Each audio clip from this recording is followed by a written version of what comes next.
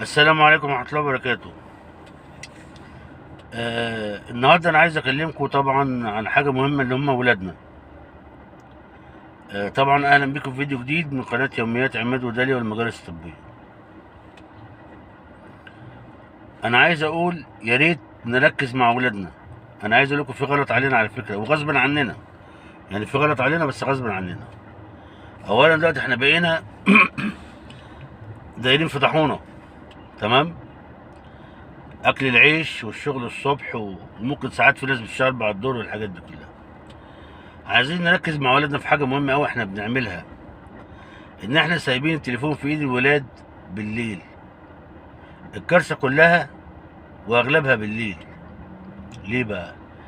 إحنا أغلب النهار قاعدين بنعمل حاجة، هما بيعملوا حاجة، وراهم حاجة، نزلوا راحوا مشوار، راحوا درس في مدرسة، تمام؟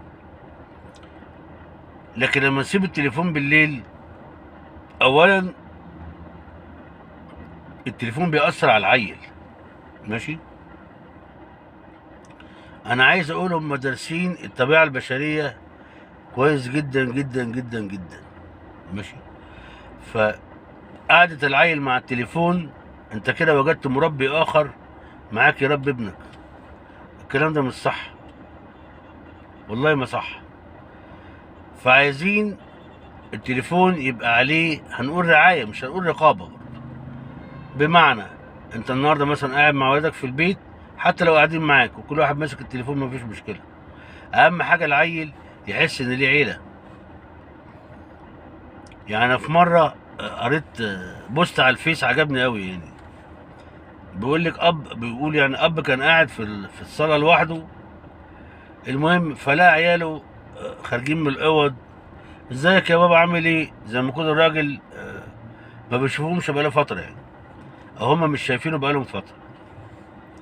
فالمهم عرف ان ان النت قاطع، فطبعا العيال واخدة على الحوارات وبتاع والقعدات يعني. فلما النت قطع طلعوا قعدوا مع اهلهم، ماشي؟ لما النت جه كل واحد دخل الجحر بتاعه تاني. فعايزين نقول احنا عايزين نشد ولادنا لينا، والله بتكلم بجد. وبرضه كل رجاله برضه ركز مع مراتك شويه. احنا اكل العيش واخدنا على الاخر، ملخومين. والام برضه العيال قرفنا في البيت، والاب طول النهار بره، وبرضه ممكن تحس هي كمان بالوحده. لا، عايزين نلم الليله دي كلها كده، ان احنا دايما لازم يبقى في تواصل مع ولادنا، نقعد معاهم.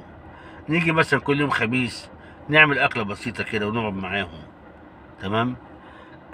في حاجه مهمه على فكره احنا فقدناها قوي قوي قوي قوي بسبب الظروف الاقتصاديه، اللي هي ايه بقى؟ اللي هي صله الرحم. ربنا بيقول انا الرحم اصل من وصلني واقطع من قطعني، تمام؟ انا عامل فكره ظريفه شويتين، ودي فعلا لو مشيت هترجع الناس تاني لصله الرحم. اللي هي مثلا ايه؟ انت مثلا رايح مع عند اخوك، حلو الكلام، مش هقول لك خد حاجه وانت رايح، لا، اديله مثلا 100 جنيه. معاك اخوك التاني، كل واحد يدي اللي رايح له 100 جنيه. اديك كده كده بتساعد، حلو. هو برضو جاي لك يعمل نفس القصه.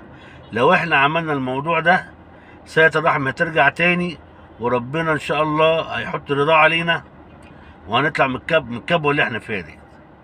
صلة الرحم يا جماعه مهمه، والله العظيم بتوسع الرزق. ما تاخدوش كلامي باستخفاف.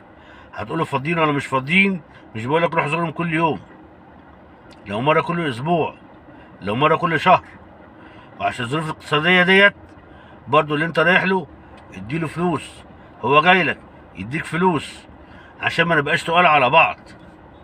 فكروا في الحته ديت، الله يكرمكم واعملوها، تمام؟